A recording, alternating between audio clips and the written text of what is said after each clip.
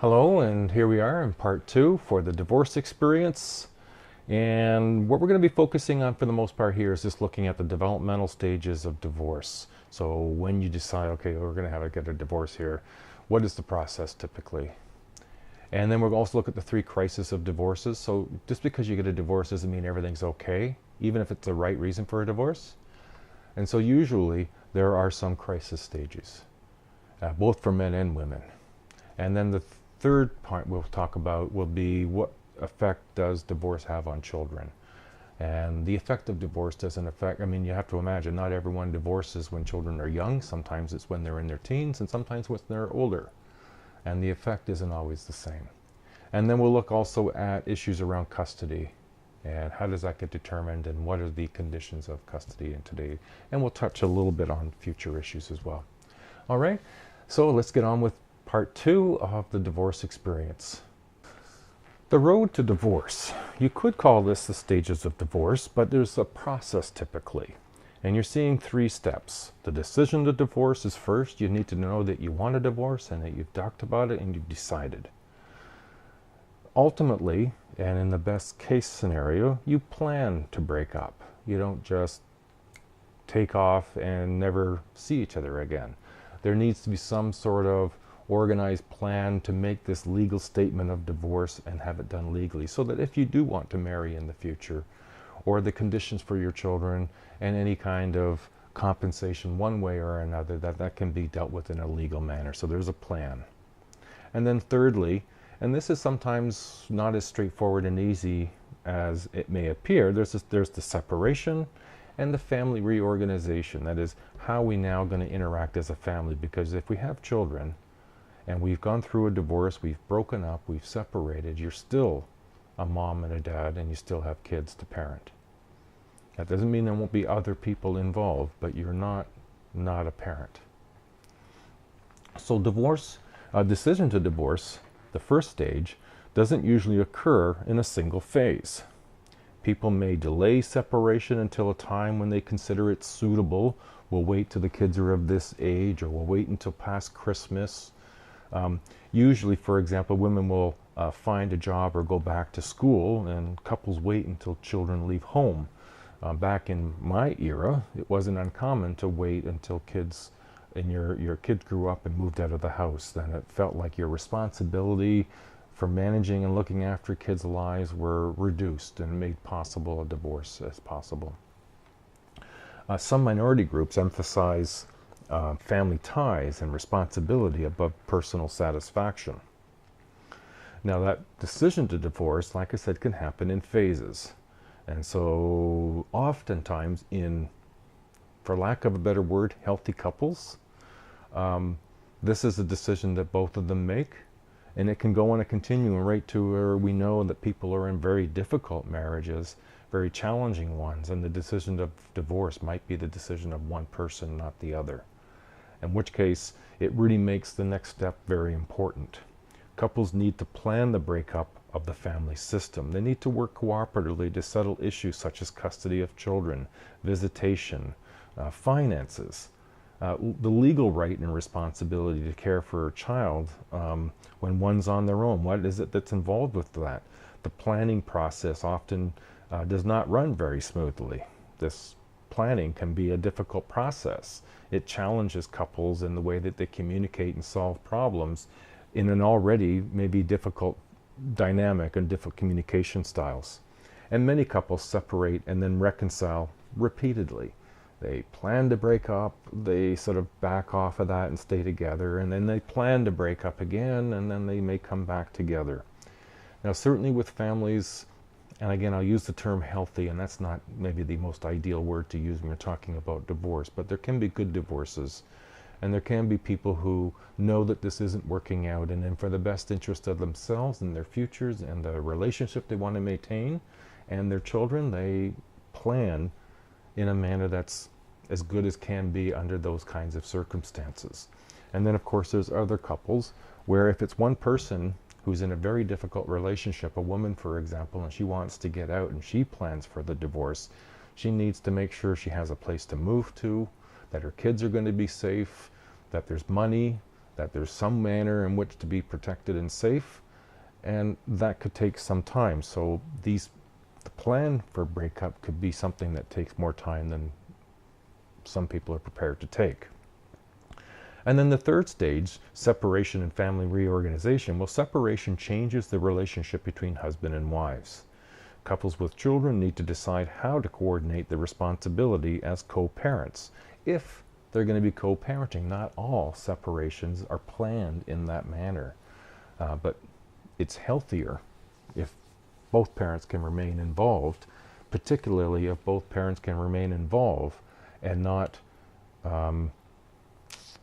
sort of talk badly about the other parent to the children when that other parent isn't around. It's important that the parents remember that the children didn't cause the divorce.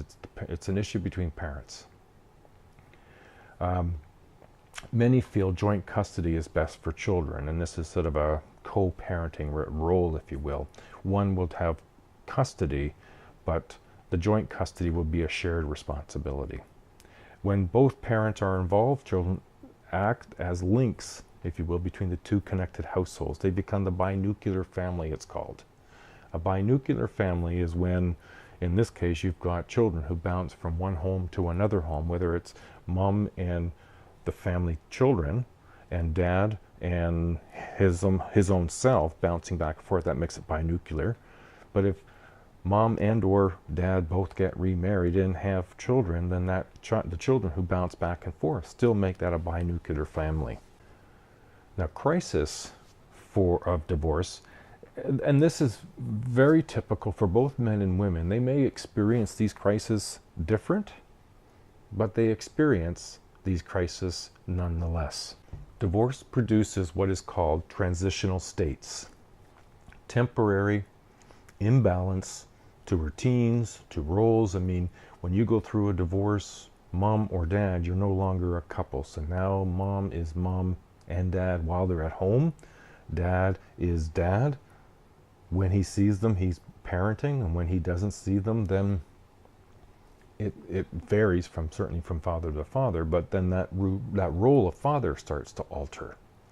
And the routines, and how we have dinner, and how we go to bed at night, and how we celebrate holidays, these routines all change. So the three crises: emotional, economic, and parenting. The emotional crisis: during and after the separation process, individuals suffer the loss of an important relationship. Whether you're happy or unhappy, going through the divorce changes things. Even if it was a bad relationship, change is sometimes difficult for people to adjust to. And so there's an emotional experience associated with that. Oftentimes you could sort of look at it in some sort of way as a process, as someone dying. There's a grieving process, and that's an emotional crisis. Often has served, the relationship often serves as a center of their lives. And whether it's been satisfactory or not, that relationship was the center of one's life. Separation and divorce usually means the individuals have to redefine themselves as people. You know, I was a single, then I was a couple, we became a we, and now I'm a single and we're not a we. And that sort of shift is an emotional adjustment that needs to be made. With the growing number of divorced people, new social scripts are being developed. Relationships with extended family members change. Many have limited supports from their own relatives with strong religious beliefs. Now, the religious component of different families that are involved in the relationship can come into play, that you're not supposed to divorce. This is not something that works well with us. And so those other issues become important and trying emotionally. They may long for a connection to the ex-spouse or relatives who are no longer legally related. And I've seen this example before, where families, because they've broken up, the partner that is no longer in the household often feels a loss of their former partner's family, which they may have had a good relationship with. They must adapt, and it's about a 2-year adaptation post-divorce. Most adapt about 2 years after. So when you think of examples where people have gone through a separation and divorce and then find themselves in a new relationship shortly after that, they haven't experienced the emotional crisis thoroughly enough and allowed it have chance to sort of subside and then resolve it before starting a new relationship, in which case you're bringing in a whole lot of emotional experiences that this new person isn't the design recipient of. Within 6 years, most have built a reasonably satisfying life, whether that is with somebody or on their own.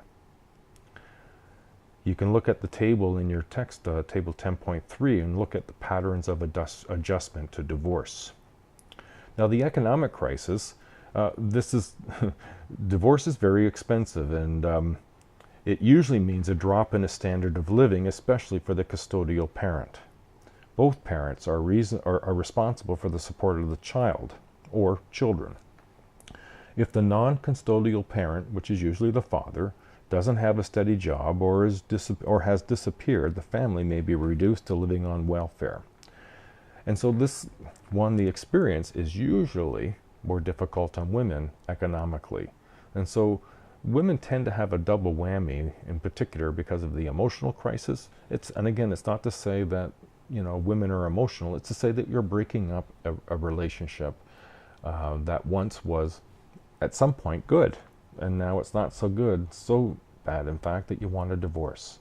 And then the economic crisis of unless you have your own work, even if you do, you're now paying for childcare or arranging for childcare, paying for all the household expenses yourself. It becomes a very expensive ordeal. Not to say that that's a reason not to divorce. It's something to prepare for. And then thirdly is parenting. When a family separates, new boundaries must be drawn. Old family rules and rituals no longer exist, and new ones have not yet taken their place. Each parent needs to establish a relationship with the children separate from each other. If there's no clear understanding of the new rules of the relationship, children are likely to become victims of conflict between parents.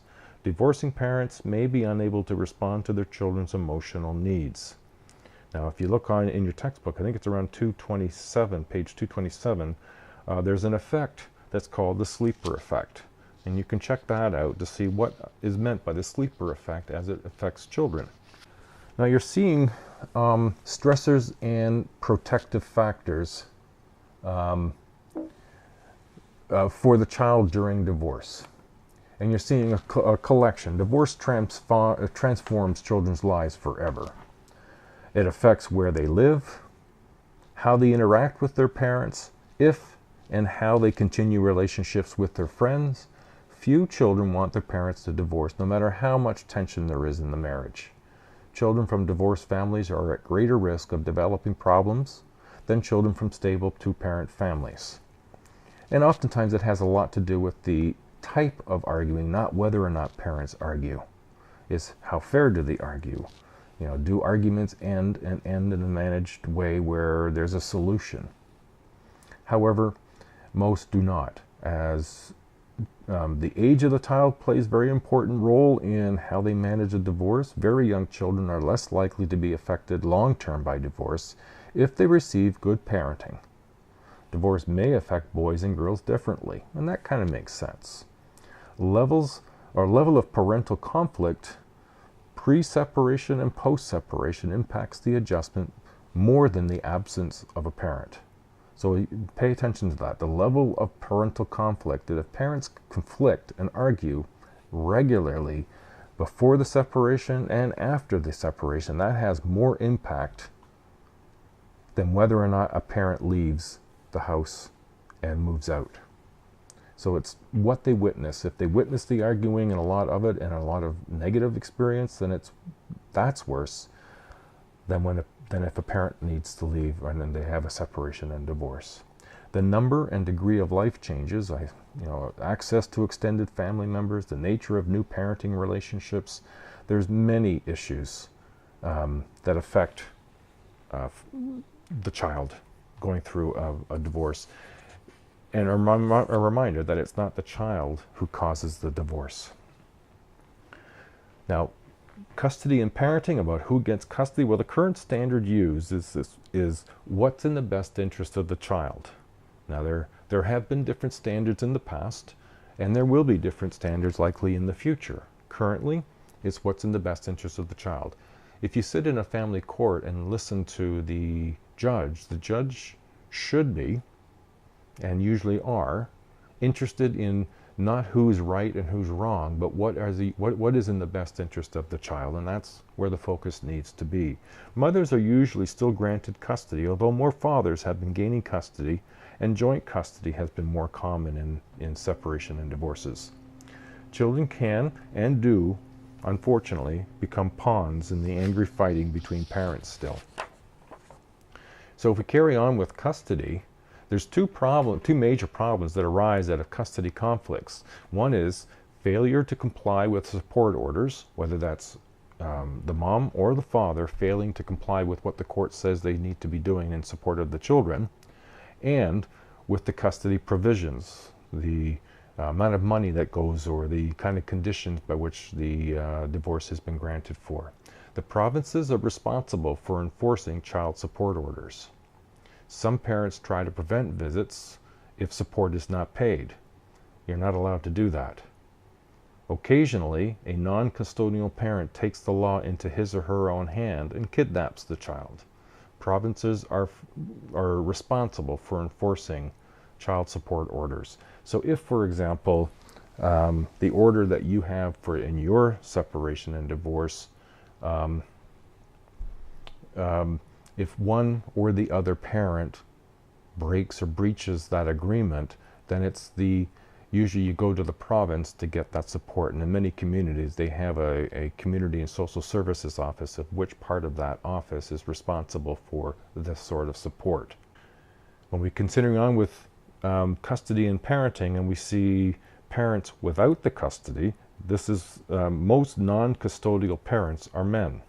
When the marriage is broken, men are sometimes at a loss as to how to manage the father-child relationship on their own. They've been so dependent in many cases on his wife or the woman in the relationship to take on the child rearing and child responsibilities, that when men start looking after the child for small periods of time or larger periods of time, that's not familiar. There's a great deal of pressure in society for mothers to assume custody of their children following a breakup of a marriage. There is some degree of stigma attached to mothers who refuse custody of their children, and perhaps refuse is a strong issue. I mean, mothers do have many reasons why they may not choose to parent their children after. They may have other ways of, or might be a goal to try to get themselves in a better position so they can assume the responsibility of their children later. So in the future, what might be? Well, predictions that in the future at least half of all marriages will be dissolved. The implication of something like this is, well, how do we best ensure the healthy development of children living in divorced families? Children tend to do best when they have continuity in the relationships and have regular contact with both parents and extended families. Children also need to be assured of adequate financial support. Achieving this demands serious commitment of both parents to the welfare of their children. Also requires effective enforcement of laws as backup. Children's best interests are served if parents receive adequate backup from extended families and society as a whole. And this is this point about sociological imagination. It's some of the responsibility, if you will, for the success of children is within the two partners who have separated in divorces, that they do the best that they can, but also that society accepts people going through divorce, supports families who have been divorced, and not create barriers for them to participate in the rest of societal expectations. If left to do everything alone, the phenomenon of single parent burnout will continue to occur. Okay, there we are. We've looked at part 1 and part 2 of the divorce experience. I hope this has worked out well. I hope you're moving along well in this particular half of the semester, and we're drawing near the end. All right, now everybody, good luck and keep on keeping on. Bye now.